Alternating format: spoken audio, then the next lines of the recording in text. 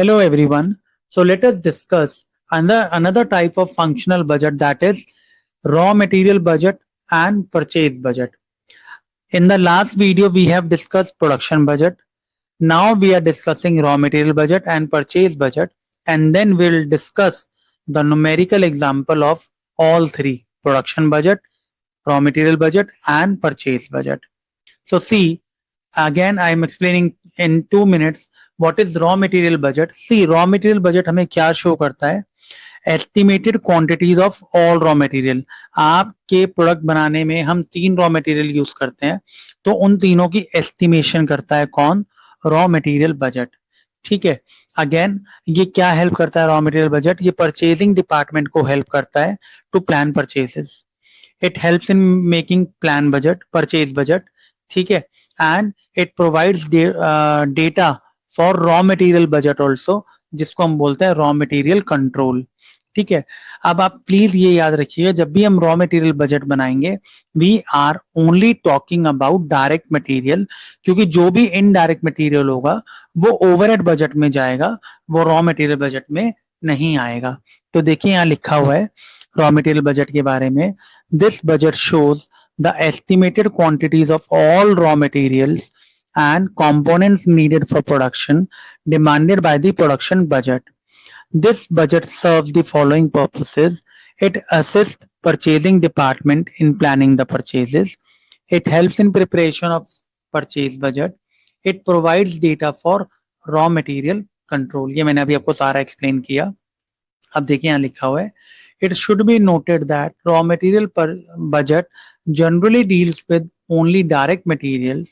Indirect materials and supplies are included in the overhead cost budget. जब हम आगे overhead budget बनाएंगे तो indirect material वहां पर हम करेंगे। Here we are only talking about direct material, जो basically हमारे प्राइमरी रॉ मटेरियल होगा, जो हमारे प्रोडक्ट में लगता है, जिसके बिना प्रोडक्ट नहीं बनेगा। देन इसी कैटेगरी के अंदर हम आगे डिस्कस करते हैं purchase budget, because production budget leads to material budget, material budget leads to purchase budget, और you can say purchase budget and production budget move simultaneously. पहले सबसे पहले बनेगा प्रोडक्शन बजट। तो परचेज बजट हमें बताता है द प्लानिंग एंड डिटेलिंग कि कब हमें परचेजेस करना है to meet the demands of the और नीड्स ऑफ दी बिजनेस। कितना परचेज करना है, क्या टाइमिंग पे परचेज करना है, और क्या हमारी एस्टिमेट कॉस्ट होगी।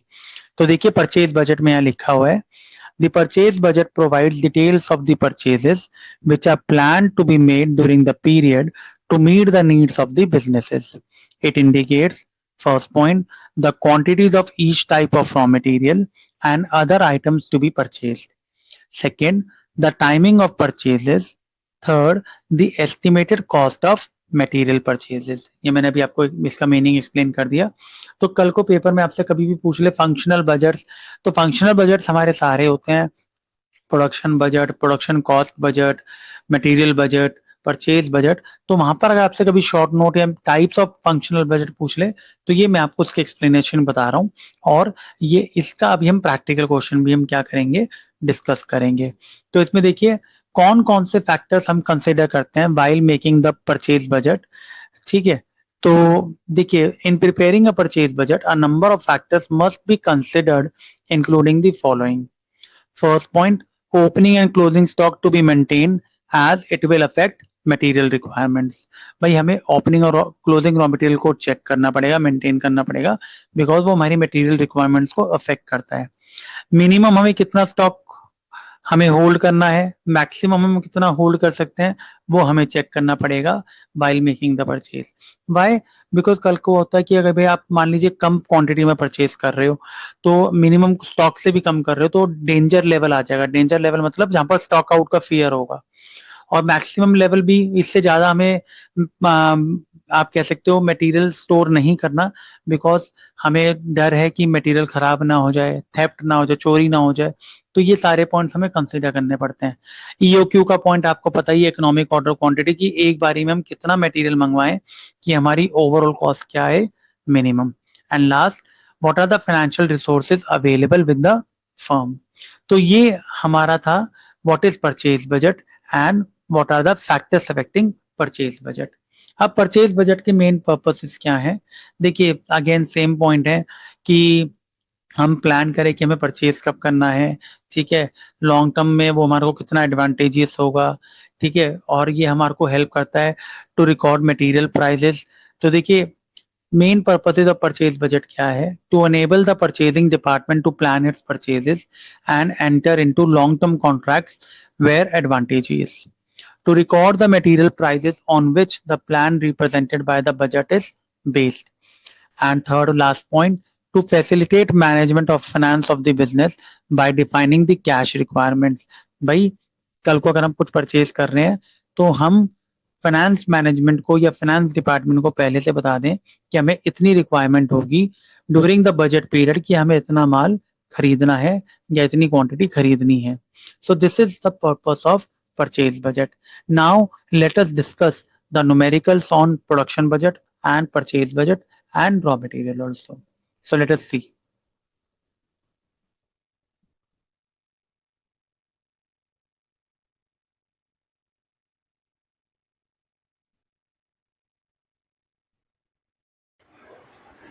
So let us start with the question where we'll be making production budget and purchase budget. So see, question I have already written here. और ये जो क्वेश्चन मैंने कॉपी किया है यहाँ पर, इसका लिंक मैं डिस्क्रिप्शन में मेंशन कर दूंगा, तो आप वो बुक बाय करके वो क्वेश्चन वहां से भी आप अंडरस्टैंड कर सकते हैं. ठीक है, आप वहां से क्वेश्चन देखिए, solution I am explaining to you, or otherwise you can take a screenshot of the question and then we can proceed with the answer. So the question is, the following are the estimated sales of a company for 8 months ending 30th November 2024. तो ये नवंबर तक का data given है 8 months का. It means starting from April 2024 to November 2024 estimated sales हमें given है. तो 12,000 13,000 correspondingly ये सारे मंथ्स हैं और ये सारी उसकी सेल्स है. ठीक है. Now as a matter of policy the company maintains the closing balance of a finished goods and raw material as follows. अब यहां पर हम प्रोडक्शन बजट बना रहे हैं और रॉ मटेरियल परचेज बजट बना रहे हैं. अगर आपको याद होगा लास्ट वीडियो में हमने प्लेलिस्ट में ऐड की हुई है, वहां पर हमने प्रोडक्शन बजट के साथ प्रोडक्शन कॉस्ट बजट बनाया था. तो प्रोडक्शन बजट हम यहां भी बना रहे हैं, बस अब प्रोडक्शन कॉस्ट बजट की जगह हम क्या बनाएंगे, परचेज बजट. तो देखिए यहाँ क्या बोल रहा है, stock item closing balance of a month finish goods 50% of the estimated sales of next month. तो इसका मतलब फिनिश गुड्स का मतलब ये किसके बारे में बात कर रहा है, it is talking about closing stock of finish goods. और रॉ मटेरियल बोल रहा है estimated consumption for the next month. तो रॉ मटेरियल वाला पार्ट हम रॉ मटेरियल में देखेंगे, फिनिश गुड्स वाला पार्ट हम किसमें यूज करेंगे, प्रोडक्शन में. Every unit of production requires 2 kg of raw material costing rupees 5 per kg. Okay, ये raw material का part है.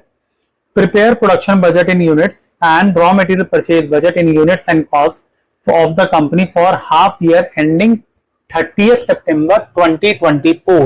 Now remember, हमें डेटा गिवन है नवंबर तक का, बट हमें बोल कहां तक रहा है कि हमें बजट कहां तक बनाने हैं, 30 सितंबर 2024. इट मींस हमें 6 मंथ्स का बजट बनाना है, स्टार्टिंग फ्रॉम अप्रैल, मई, जून, जुलाई, अगस्त, सितंबर.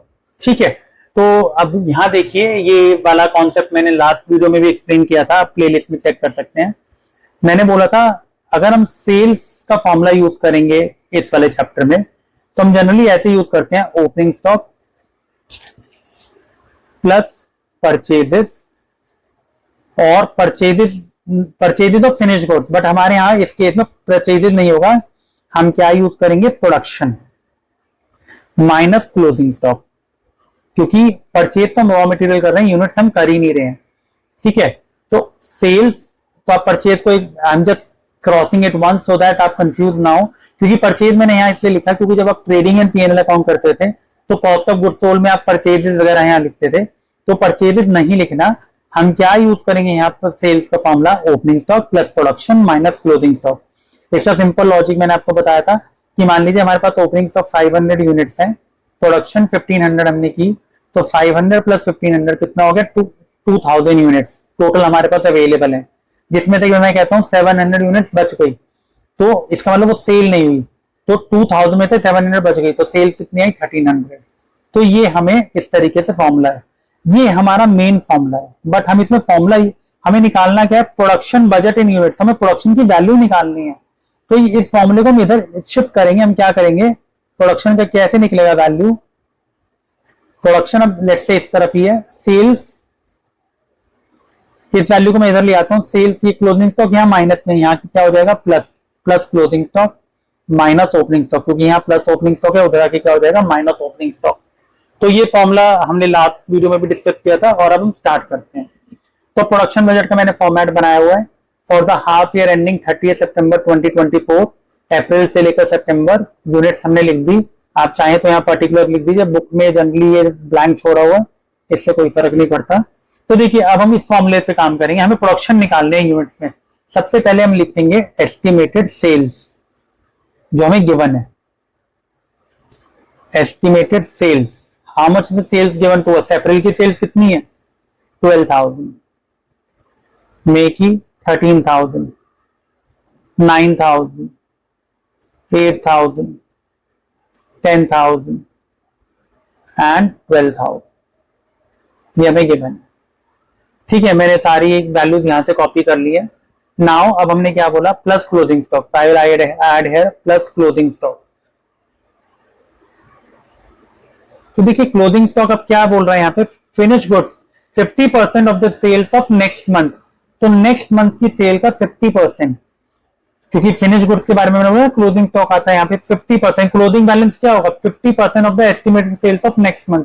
तो मई की सेल्स कितनी है 13,000, इसका 50%, तो ये अप्रैल का क्लोजिंग स्टॉक होगा, लिखा है ना 50% of the estimated sales of next month. तो मतलब अगर मुझे अप्रैल का क्लोजिंग स्टॉक निकालना है तो मई की सेल्स का 50%, तो ये आएगा 6,500, फिर 9,000 का 50% 4,500, फिर इसी तरीके से आप निकालेंगे 4,000, 10,000 का 50% 5,000, 12,000 का 6,000, और सितंबर का कैसे निकालेगा, अक्टूबर का सेल्स का 50%, अक्टूबर की सेल्स ये गिवन 14,000, तो 14,000 का हाफ कर दीजिए 7,000। तो आई होप आपको ये समझ में आ गया होगा।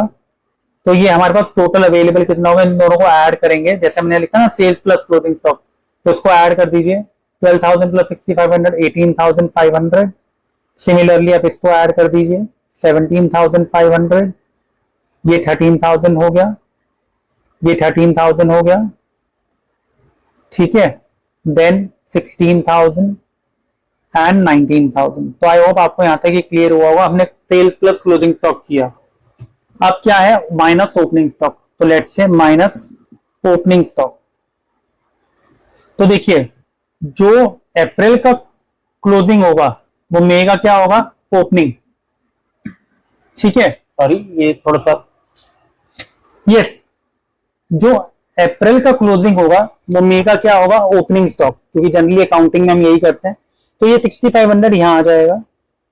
सिमिलरली 4,500 मई का क्लोजिंग जून का ओपनिंग बनेगा 4,500, देन 4,000 नेक्स्ट मंथ के लिए 5,000 एंड 6,000। अब ये पॉइंट है ओपनिंग स्टॉक अप्रैल का कितना होगा, देखिए अप्रैल का, अब ये अप्रैल का जो ओपनिंग स्टॉक होगा वो क्या होगा मार्च का closing, simple, let's say I am writing है मार्च का क्लोजिंग स्टॉक। तो मार्च का क्लोजिंग स्टॉक क्या होगा बताइए, यहां लिखा हुआ है इसने estimated sales of next month, तो मार्च का क्लोजिंग क्या होगा अप्रैल की सेल्स का 50%, तो 50%, तो अप्रैल की सेल्स कितनी है 12,000, तो उसका 50% कितना हुआ 6,000। आई होप आपको समझ में आया होगा, क्योंकि जो मार्च का क्लोजिंग होगा वो अप्रैल का ओपनिंग होगा, मार्च का क्लोजिंग कितना होगा अप्रैल की सेल्स का 50%, तो ये 6,000 आ गया। तो ये वैल्यूज हमने यहां लिख दी है, माइनस करनी है अब हमें वैल्यूज, तो ये आएगी हमारी एस्टिमेटेड प्रोडक्शन जो हमें निकालनी थी, एस्टिमेटेड प्रोडक्शन, और एक इसमें आ रही है हमारी यूनिट्स में, क्योंकि ये सारा डेटा हमारे को यूनिट्स में गिवन है, ठीक है। तो अब इसको इसमें से माइनस कर दीजिए, ये आएगा 12,500, इसमें से इसको माइनस करेंगे 11,000, देन 8,500, 9,000, 11,000 एंड 13,000। तो आप देखिए हमारे को ये हमारा मेन आंसर था इस वाले में, ठीक है। तो हमारा फर्स्ट पार्ट यही था, prepare production budget in units, तो बना दिया प्रोडक्शन बजट इन यूनिट्स, और हमने हर मंथ की यूनिट्स निकाल दी। इसके अंदर पॉइंट्स मेन क्या था, ओपनिंग स्टॉक ऑफ अप्रैल, तो वो मार्च का क्लोजिंग होगा और मार्च का क्लोजिंग अप्रैल की सेल्स का 50%। और फॉर्मूला हमने यही यूज किया, production is equal to sales plus closing stock minus opening stock. तो आई होप आपको ये प्रोडक्शन बजट क्लियर हो गया। इसकी हेल्प से अब हम क्या बनाएंगे, रॉ मटेरियल बजट। तो रॉ मटेरियल बजट के लिए हम ये वाली वैल्यूज ही यूज करेंगे। तो लेट अस सी। तो देखिए रॉ मटेरियल बजट के लिए सबसे पहले अब हम यहां देखिए एक लाइन लिखी हुई है, every unit of production require 2 kg of raw material costing ₹5 पर kg। अब कहने का मतलब क्या है कि भाई आपने ये प्रोडक्शन की, इस प्रोडक्शन यूनिट्स में है और ये यूनिट्स कैसे बन रही हैं, आप एक यूनिट बनाने के लिए 2 kg of raw material use कर रहे हो। तो देखिए अब ना प्रोडक्शन का हमने काम कर लिया, अब हम करेंगे परचेजेस का काम, क्योंकि हम भी रॉ मटेरियल की तरफ से क्या हुआ, कच्चा माल, इस मटेरियल की हेल्प से हम प्रोडक्शन करेंगे। तो प्रोडक्शन हमने, हमारे को डेटा गिवन था तो इसलिए हमने प्रोडक्शन बजट पहले बनाया, वरना अगर हम फैक्ट्री के पॉइंट ऑफ व्यू से चलेंगे तो हम पहले परचेज करते हैं उसके बाद प्रोडक्शन होती है। तो फॉर्मूला सेम ही है बट प्रोडक्शन की जगह यहाँ पर क्या आ जाता है, परचेज, जो मैं आपको समझाना चाह रहा था। तो अब हमें क्या निकालना है, लिखा है and raw material purchase budget, तो हमें परचेजेस निकालने रॉ मटेरियल के इसमें। तो वो कैसे निकलेंगे, तो देखिए हमने मटेरियल्स कितना यूज किया, material used in production, simple, material used in production. तो देखिए यहां लिखा है एक यूनिट बनाने के लिए 2 kg ऑफ रॉ मटेरियल चाहिए। तो इसका मतलब सिंपली ये जो प्रोडक्शन हमने अप्रैल में कितनी प्रोडक्शन की है, 12,500, इसमें मटेरियल कितना लगा होगा, मैं यहां लिख देता हूं 12,500 इंटू 2, तो कितना हो गया 25,000, क्योंकि इसमें हर लेट से यूनिट्स इंटू 2 करना पड़ेगा, क्योंकि एक यूनिट के लिए 2 kg में, हम ये kg में बना रहे हैं, प्रोडक्शन की हमने किसमें बनाई थी, यूनिट्स में। तो 11,000 बनाने के लिए कितना लगेंगे, 22,000 रॉ मटेरियल लगेगा, 22,000 kg, 8,500 के लिए 17,000 इंटू 2 कर रहे हैं सिंपल, ये 18,000, ये 22,000 और लास्ट वाला कितना हो जाएगा 26,000। तो ये हमारे को मटेरियल यूज इन प्रोडक्शन आ गया। अब सेम कॉन्सेप्ट यही है, अब हमें क्या करना है, अब हम इसके अंदर मटेरियल के लिए जो फॉर्मूला यूज करेंगे उसमें सिंपल होगा, production is equal to opening stock plus purchases minus closing stock. तो प्लीज फॉर्मूला सेम ही चल रहा है। अब हम मटेरियल के लिए यूज कर रहे हैं तो हम प्रोडक्शन वर्ड यूज करेंगे, और जब प्रोडक्शन करी थी, जब हमने सेल्स का टाइम यूज किया था, तो ये हमारा प्रोडक्शन यहां आ गया। तो अगेन क्लोजिंग स्टॉक इधर आके क्या हो जाएगा, प्लस। तो सबसे पहले हम करेंगे प्लस क्लोजिंग स्टॉक। तो यहां देखिए क्लोजिंग स्टॉक के लिए क्या लिखा हुआ है, रॉ मटेरियल के estimated consumption for next month, next month की कंजम्पशन के हिसाब से आपको निकालना पड़ेगा।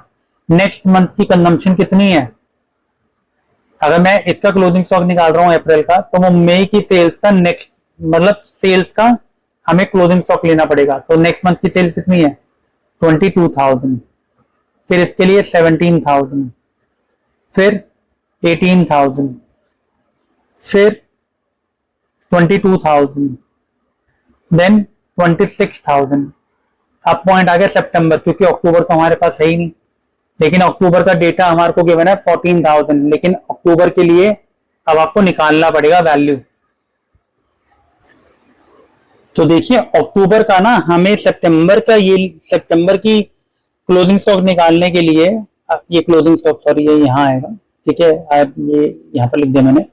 तो इसके लिए हमें अक्टूबर की वैल्यू निकालनी पड़ेगी, अक्टूबर की प्रोडक्शन निकालनी पड़ेगी।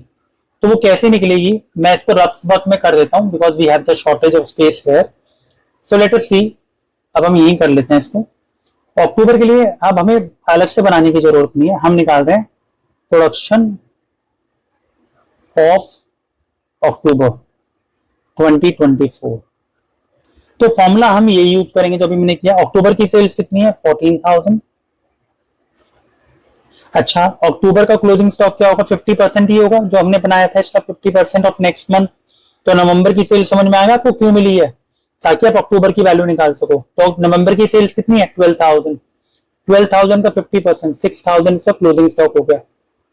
और ओपनिंग स्टॉक क्या होगा इसका, minus opening stock. Opening stock क्या होगा, जो हमारा क्लोजिंग स्टॉक होगा किसका, सितंबर का, तो माइनस 7,000। तो आप देख सकते हैं हमारी वैल्यू कितनी आ रही है, 13,000 आ रही है, 13,000 यूनिट्स। अब अगेन ये यूनिट्स में है और एक यूनिट को बनने के लिए कितना मटेरियल चाहिए, तो इंटू 2 करेंगे तो 26,000 ही आ जाएगा, तो यहाँ 26,000 ही आ जाएगा। ठीक है, तो इसका मतलब जो सितंबर का क्लोजिंग स्टॉक होगा मटेरियल का, वो आपने कैसे निकाला, you have taken with the help of October, ये जो हमने निकाली है।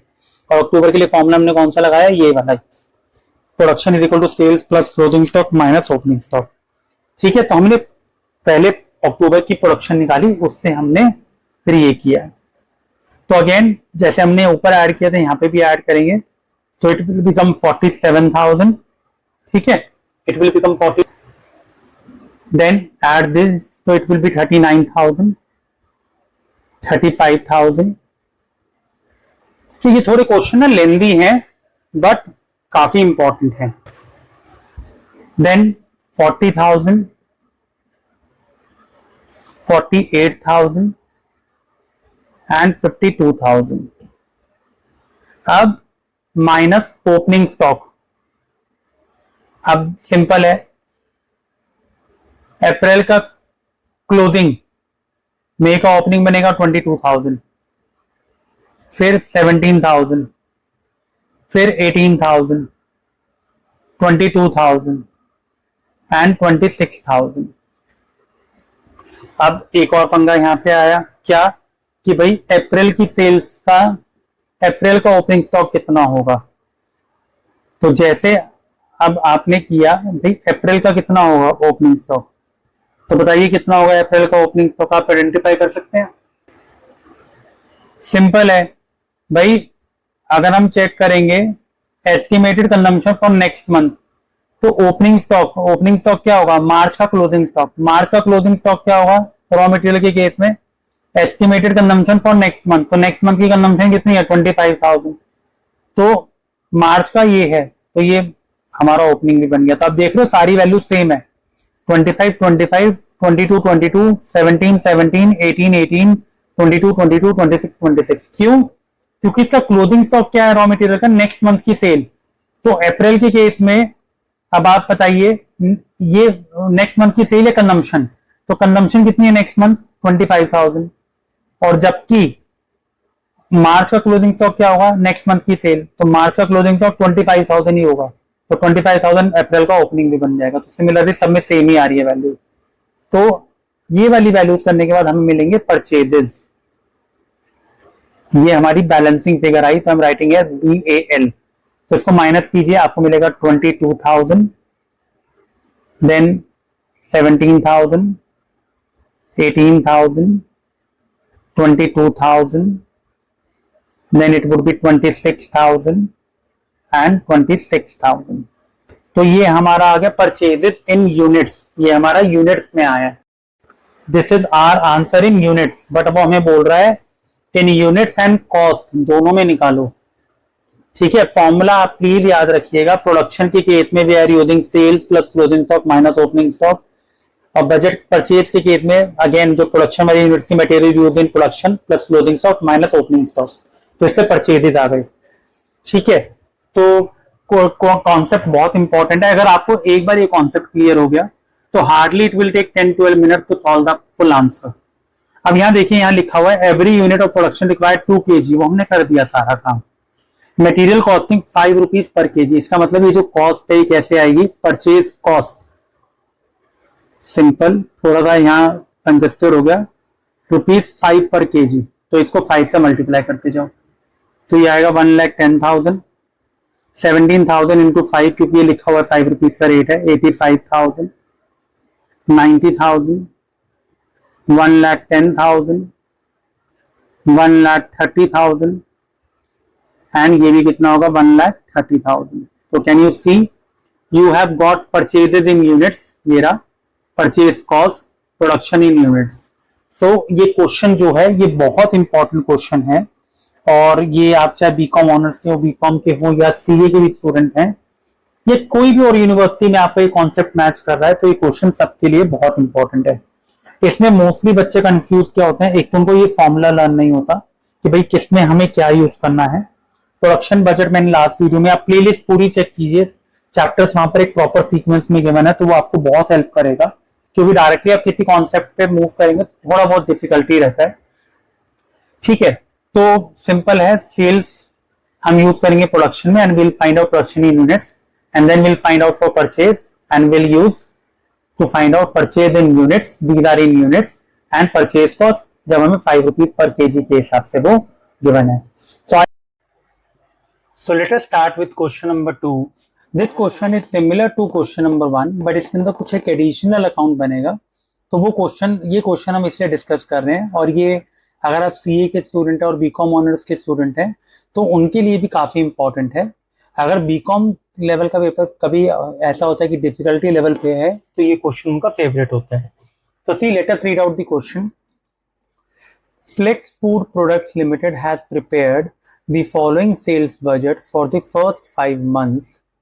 हमारे को जनवरी, फरवरी, मार्च, अप्रैल में इनका सेल्स की यूनिट से गिवन है, सेल्स बजट की। ठीक है, तो ये उसकी यूनिट्स में गिवन है, रुपीज में गिवन नहीं है। The inventory of finished products at the end of every month is equal to 25% of the sales estimate for the next month. तो इसका मतलब ये क्लोजिंग स्टॉक के बारे में बात कर रहा है कि क्लोजिंग स्टॉक क्या होगा, 25% of the sales of next month. ठीक है, on 1 January 2024 there were 2700 units of products on hand. तो इसका मतलब ये 1 जनवरी का हमें ओपनिंग स्टॉक गिवन है। There is no WIP at the end of any month. Every unit of product requires 2 types of materials in the following quantities.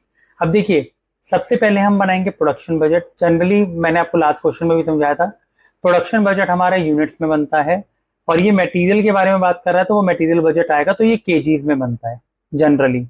ठीक है, और प्रोडक्शन बजट हमारा किस में बनता है, यूनिट्स में। तो क्वेश्चन नंबर 1 आपको काफी हेल्प करेगा इसमें। मटेरियल इक्वल टू, ये मटेरियल के बारे में बोल रहा है, ये हम बाद में डिलीट करेंगे। ठीक है, अब मैं नीचे लास्ट में पहुंचता हूँ। Prepare a material budget for the first quarter of 2024 in a logical form showing the quantities of each type of material to be purchased every month. Also prepare purchase budget. तो basically अब आप कहेंगे कि इसमें production budget बनाने के लिए कहाँ बोल रहा है। देखिए, सबसे पहले आप कितनी प्रोडक्शन करोगे उसके हिसाब से हमें मटेरियल चाहिए होगा, तो प्रोडक्शन बजट भी हमें बनाना पड़ेगा, मटेरियल बजट, और फिर हमें क्या बनाना पड़ेगा, परचेज बजट, कि हमें कितना मटेरियल खरीदना है। ठीक है, तो मैंने आपको लास्ट वाले जो क्वेश्चन था उसमें आपको एक्सप्लेन कर ही दिया था कि हम इसमें कौन सा फॉर्मूला यूज करेंगे। जैसे प्रोडक्शन का हम नॉर्मली करते हैं सब केस में, तो प्रोडक्शन इज इक्वल टू, ये मैंने आपको फर्स्ट क्वेश्चन में भी समझाया था, तो क्या फॉर्मूला बन जाता है, sales plus closing stock minus opening stock. तो वही हम फॉलो करेंगे। तो देखिए, हमारे पास एस्टिमेटेड सेल्स कितनी है, तो वो हम लिख लेते हैं सबसे पहले। तो अगेन फर्स्ट क्वार्टर के लिए बोल रहा है production budget for the quarter of 1 January to 31 March 2024, particular जनवरी, फरवरी, मार्च। अप्रैल में इसलिए बना रहा हूँ क्योंकि अप्रैल हमारे को बहुत चीजों में हेल्प करता है आगे, क्योंकि कई बार होता है मार्च का क्लोजिंग चाहिए या अप्रैल का ओपनिंग निकालना है, तो उस केस में हम 1 मंथ एक्स्ट्रा बनाते हैं। क्योंकि जैसे फर्स्ट क्वेश्चन में भी हमें थोड़ी सी डिफिकल्टी आई थी कि हमने बाद में उसको बनाया था, तो अब इस क्वेश्चन में हम उसको साथ में बना रहे हैं। तो देखिए, एस्टिमेटेड सेल्स कितना गिवन है, ये गिवन है जनवरी की एरी, फरवरी, मार्च, अप्रैल। तो सबकी मैं यहाँ कॉपी कर देता हूँ। 10,800, 15,600 इज फॉर फेब्रुवरी, मार्च की है 12,200 एंड 10,400। तो ये हमारी यूनिट्स आ गई। तो सेल्स मैंने लिख दिया। फिर क्या है, प्लस क्लोजिंग स्टॉक। अब देखिए, आपको हेल्प करेगा। क्लोजिंग स्टॉक क्या कह रहा है, 25% of the sales estimate for next month. Next month की सेल का 25%, तो इसका मतलब 25% निकालना है किसका, नेक्स्ट मंथ की सेल। तो 15,600 का 25%, तो मैं यहाँ लिख देता हूँ जस्ट टू 25% ऑफ 15,600, तो ये आएगा 3,900। ठीक है, तो ऐसे ही आप सारे का निकाल लेंगे। फरवरी की केस में मार्च का होगा, तो ये आएगा 3050, आप चेक कर लेना कैलकुलेटर से। 10,400 का मार्च में आएगा, कितना आएगा, 2,600। और अगर मैं अप्रैल, जबकि हमें बनाना नहीं था, ये मैं अपनी वर्किंग के लिए बना रहा हूँ, आपको लास्ट में समझ में आएगा इसके क्या बेनिफिट है। तो अप्रैल का जो क्लोजिंग होगा वो क्या होगा, मई की सेल्स का 25%। तो मई की सेल्स कितनी गिवन है आपको, 9800, तो इसका 25%, तो 2450। ठीक है, तो ये 25% हो गया। अब जनरली हम इन दोनों को ऐड कर देते हैं, ये हो जाता है जनरली, आप कह सकते हो यूनिट्स अवेलेबल, या आप इसमें ब्लैंक भी छोड़ सकते हो। ठीक है, इन दोनों को ऐड करना है। तो 14,700, तो इसको ऐड करूंगा तो मिलेगा 18,650। ठीक है, देन 14,800 एंड 12,850। अब माइनस ओपनिंग स्टॉक। तो ओपनिंग स्टॉक देखिए यहाँ लिखा हुआ है 1 जनवरी 2024 का 2700, तो ये तो 2700 आ गया।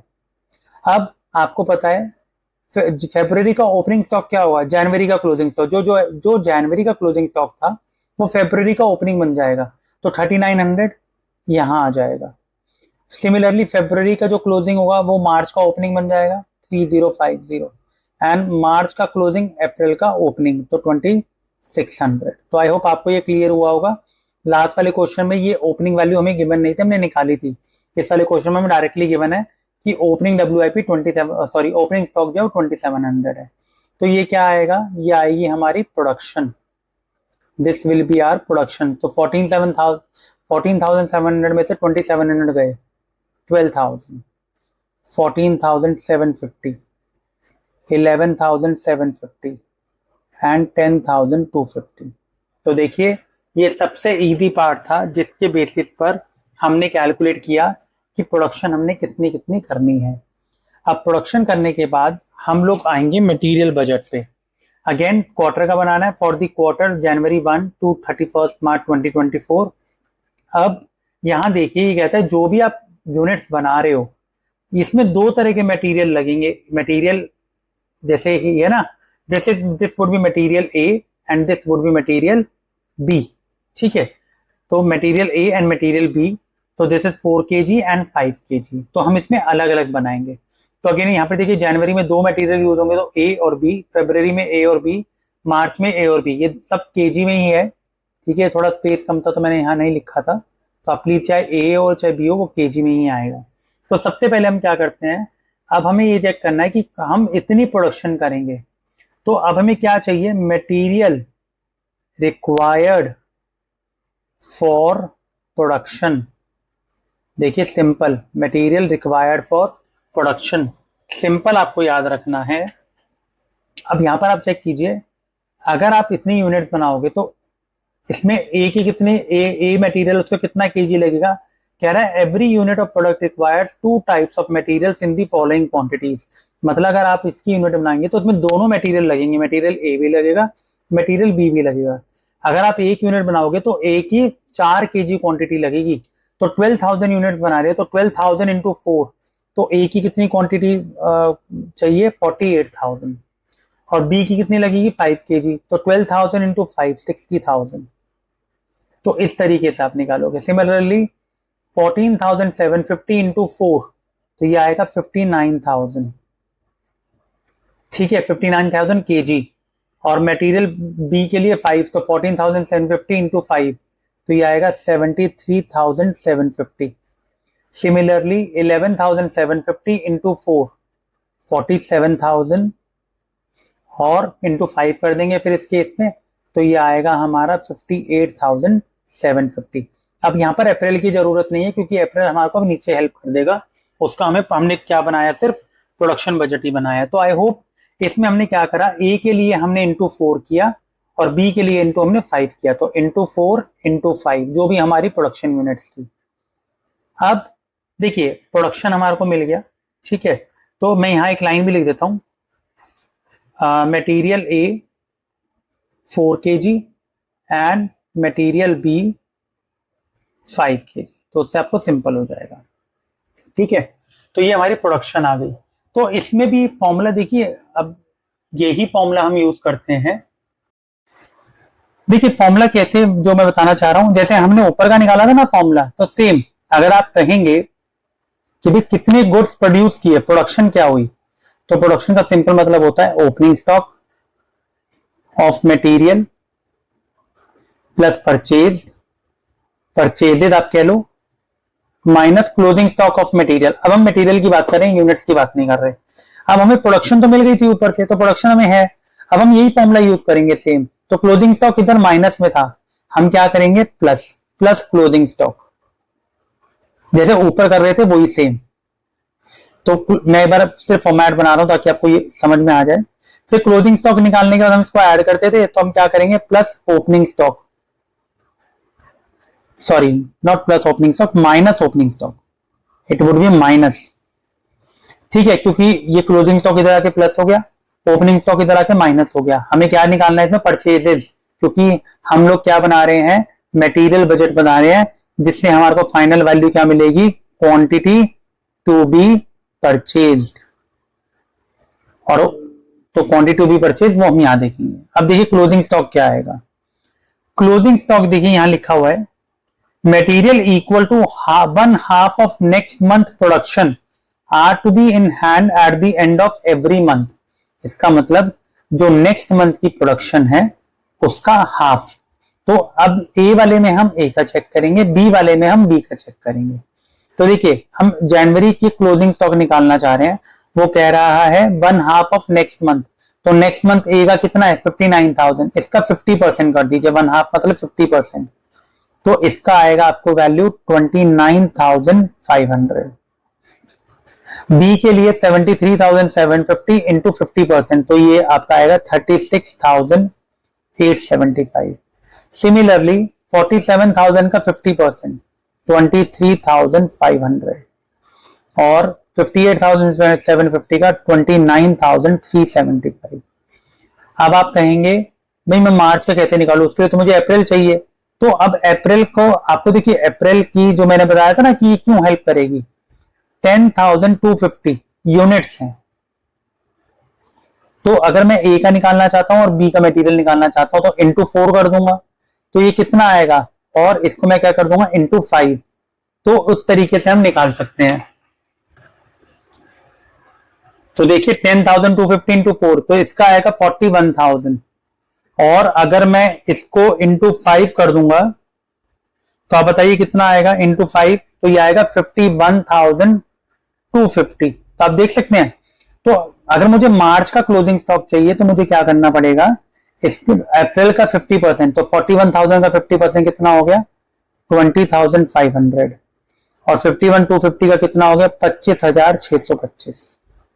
तो ये आपकी वैल्यू आ गई। अब हम इसको ऐड करेंगे जैसे नॉर्मली ऊपर ऐड कर रहे थे, 77,500, 96,875, देन ये ऐड करेंगे तो 82,500, इसको ऐड करूंगा तो मिलेगा 1,03,125, 47,250 तो ये आएगा 67,500 और 84,375। ये क्वेश्चन मैं डेलिबरेटली यहाँ लिखा हुआ ताकि आप साइड बाय साइड क्वेश्चन या तो नोट डाउन कर लें या इससे स्क्रीनशॉट ले लें, या ये जिस बुक से मैंने क्वेश्चन करवाया है उसका लिंक जो है मैं डिस्क्रिप्शन में मेंशन कर दूंगा, आप अमेज़न से उसको परचेज कर सकते हैं। ठीक है, तो ये आ गया। तो अब इसमें सबसे सिंपल क्या है कि भाई, तो देखिए यहां तक आ गया। अब हमें ओपनिंग स्टॉक निकालना है। तो जो जनवरी का क्लोजिंग होगा वो फरवरी का ओपनिंग, और जो फरवरी का ओपनिंग होगा वो मार्च का, सॉरी जो फरवरी का क्लोजिंग होगा वो मार्च का ओपनिंग। तो लेट्स से पहले हम यही वाली वैल्यूज लिख लेते हैं। तो ये आएगा 29,500, ये आएगा 36,875, फरवरी का क्लोजिंग है 23,500 एंड 29,375। तो ये तो मिल गया हमें वैल्यू। अब हमें बचा है जनवरी के लिए कि जनवरी का ओपनिंग कैसे निकलेगा, हमारे को दिसंबर का गिवन होना चाहिए। तो यहां देखते हैं, कुछ ना कुछ क्वेश्चन में लिखा होगा, material equal to 1/2 of next month are to be in hand at the end of the every month. This requirement was met on 1st January 2024. Budget prices for the purchase of materials are 3 kg, 3 per kg and 2 per kg। ये हमें rate given है। तो अब वो कह रहा है कि भाई आप ओपनिंग स्टॉक कैसे निकालेंगे, how would you find the opening stock. तो देखिए इसके लिए अब हमें क्या करना पड़ेगा, हमें दिसंबर का क्लोजिंग स्टॉक निकालना पड़ेगा। What we have to do, we have to find out December closing stock. तो दिसंबर का क्लोजिंग स्टॉक निकालना सिंपल है, क्योंकि ये क्या बोल रहा है, क्लोजिंग स्टॉक क्या होगा, 50% होगा नेक्स्ट मंथ की सेल का या नेक्स्ट मंथ की आप कह सकते हो प्रोडक्शन का। तो अब देखिए दिसंबर के लिए नेक्स्ट मंथ कौन सा हो गया, जनवरी। तो जनवरी की सेल को जैसे हमने इस केस में 50% किया, तो जनवरी की सेल्स का 50% निकाल देते हैं, ए और बी। तो ए 48,000 थी, तो इसका 50% कितना हो गया, 24,000। 60,000 का 50% कितना हो गया, 30,000। तो ये क्या हो गया, दिसंबर का क्लोजिंग स्टॉक हो गया। तो जो दिसंबर का क्लोजिंग स्टॉक होगा वो जनवरी का क्या होगा, ओपनिंग। तो ये वैल्यूज हमें यहां से मिल गई, 24,000 एंड 30,000। आई होप आपको ये कॉन्सेप्ट क्लियर हुआ होगा, क्योंकि इसी की हेल्प से हम लोगों ने क्या फाइंड किया था, ओपनिंग एंड क्लोजिंग स्टॉक। तो अप्रैल का वैल्यू हमने यहाँ निकाल लिया, जिसका हमने इंटू 4 इंटू 5 करके हमने इसका निकाला था। सिमिलरली दिसंबर का हमारे को क्या चाहिए, क्लोजिंग स्टॉक चाहिए था, तो वो जनवरी की प्रोडक्शन का 50% होगा। तो अब सिंपल आपको इसमें से माइनस करना है, तो ये आएगा 53,500, 66,875, 53,000, 66,250, 67,500 में से 23,500 गया तो 44,000, और इसमें से इसको माइनस करेंगे तो हमें मिलेगा 55,000। तो देखिए हमारे दोनों पॉइंट मिल गए, production budget and material budget. जबकि क्वेश्चन में कह रहा है prepare material budget for the first quarter of 2024 in a logical form showing each quantities of each type of material to be purchase. हमें ये भी बताना है कितना परचेज करना है। Also prepare purchase budget. Production budget उसने कहीं मेंशन नहीं करा, बट हमने बना दिया क्योंकि उसकी हेल्प से ही हमारा मटेरियल बजट बनेगा। मटेरियल से हमें पता लगा हमारे को परचेज कितना करना पड़ेगा। अब वो कह रहा है आप परचेज बजट बनाओ। परचेज बजट मतलब जो रेट आपको गिवन है, ये गिवन है ना, मटेरियल का 3 रुपीज पर केजी और बी का 2 रुपीज पर केजी, इसका परचेज बजट बनाओ। लेकिन हम वैल्यूज कौन सी यूज करेंगे, 53,500 ये वाली वैल्यूज यूज करेंगे। तो ये मैं नेक्स्ट पेज पे करवा रहा हूँ, तो ये वैल्यूज आपको पता ही मैंने यहाँ निकाल ली है। तो इन वैल्यूज की हेल्प से ही हम क्या करेंगे, परचेज बजट फॉर्म करेंगे। तो आई होप आपको यहाँ तक ये क्लियर हुआ होगा। आपको इसमें फर्स्ट क्वेश्चन जो मैंने इस वीडियो में करवाया वो आपको बहुत हेल्प करेगा, बट ये क्वेश्चन काफी इंपॉर्टेंट है। आप इसको एक बार दोबारा वॉच कीजिए अगर आपको कोई डाउट आ रहा है, और आप साथ साथ कॉपी करते रहिए। So next let's move to next page. So see ये परचेज बजट का मैंने फॉर्मेट बनाया हुआ है यहाँ पे, purchase budget for the quarter 1 January to 31 March 2024। ठीक है, और अब यहाँ देखिए मटेरियल ए और बी, क्योंकि मटेरियल हमें ये दोनों मटेरियल परचेज करने हैं, जनवरी, फरवरी, मार्च, और लास्ट में मैंने टोटल का कॉलम बनाया। तो ये जो यूनिट्स हैं ये मैंने आपको निकलवा दी था मटेरियल टू परचेज हर महीने की, तो ये मैंने यहाँ कॉपी कर दी। और रेट इन्होंने हमें दिया हुआ था कि मटेरियल ए 3 रुपए का, मटेरियल बी 2 रुपए का, तो वो रेट सब में सेम है। तो अब हमें सिंपली इसको मल्टीप्लाई करना है। तो इसका मतलब जनवरी में मटेरियल ए कितने रुपए का आएगा, 1,60,500, और बी कितने का आएगा, 66,875 इंटू 2, तो 1,33,750। तो इन दोनों को ऐड कर दीजिए, तो जनवरी का टोटल बनेगा 2,94,250। Similarly 53,000 into 3, 1,59,000। 66,250 इंटू 2, ये सारी वैल्यूज मैंने आपको निकलाई हुई है पहले, 1,32,500। तो फरवरी में टोटल पैसा कितना लगा परचेज पे, 2,91,500। फिर लास्ट मार्च आ गया, मार्च की क्वांटिटी थी 44,000 इंटू 3, सो 1,32,000, और 55,000 इंटू 2 दैट इज 1,10,000। तो इसका आएगा 2,42,000। ठीक है, तो ये हमारा परचेज बजट बन गया। टोटल करने के लिए अब मटेरियल ए का आपने तीनों महीने में कितना कितना खर्च किया और मटेरियल बी पे कितना किया, तो ये आएगा 4,51,500। ये इन तीनों को ऐड करके this one and this one, और इन तीनों को ऐड करके क्या मिलेगा, 3,76,250। ये एक तरह से क्या हुआ, टोटल मटेरियल ए और बी पे कितना हुआ। चाहे आप इन तीनों को ऐड करो, चाहे आप इन दोनों को ऐड करो, ये टोटल सेम आएगा 8,27,750। इसका क्या मतलब हुआ कि पूरे 3 महीने में हमने मटेरियल पे कितना पैसा खर्च किया है परचेज करने में, 8,27,750, जिसमें से ए का हमने 4,51,500 किया, और बी पे हमने 3,76,250 किया। सो अब आपको समझ में आया होगा कि क्वेश्चन इतना इंपॉर्टेंट क्यों है। स्पेसिफिकली सी और बीकॉम ऑनर्स के लिए तो बहुत इंपॉर्टेंट क्वेश्चन है, प्लस बीकॉम और बीबीए में भी ये क्वेश्चन पूछ लेते हैं, ऐसा नहीं है कि उसका पार्ट नहीं है, लेकिन उसमें जब डिफिकल्टी लेवल थोड़ी ज्यादा होती है तो ऐसे क्वेश्चन मिल जाते हैं। So I hope the concept of this purchase budget, production budget and material budget is clear to you. Thank you so much. Please watch out all the videos given in the playlist on my channel.